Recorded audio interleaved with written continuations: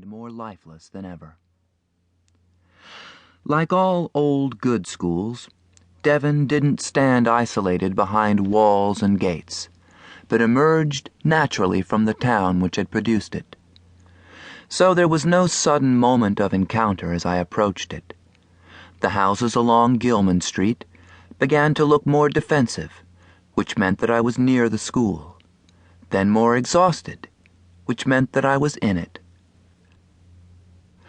It was early afternoon, and the grounds and buildings were deserted, since everyone was at sports.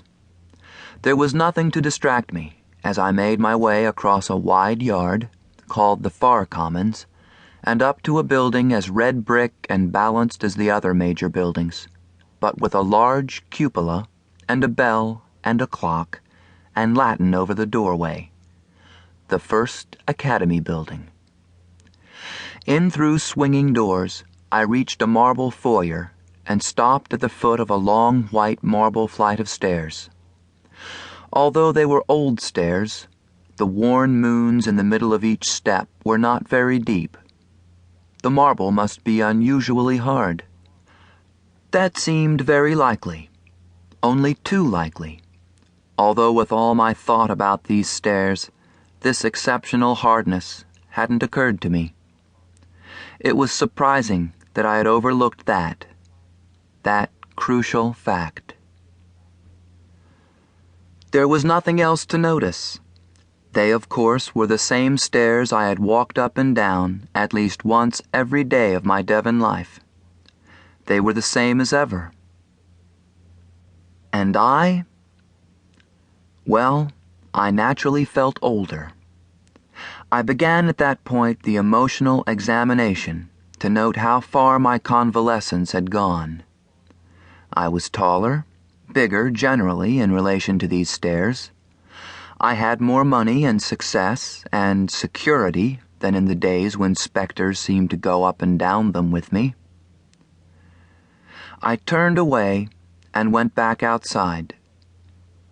The Far Common was still empty, and I walked alone down the wide gravel paths among those most Republican, bankerish of trees, New England elms, toward the far side of the school.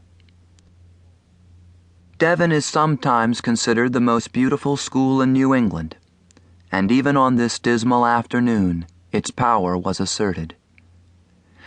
It's the beauty of small areas of order, a large yard, a group of trees, 3 similar dormitories, a circle of old houses, living together in contentious harmony.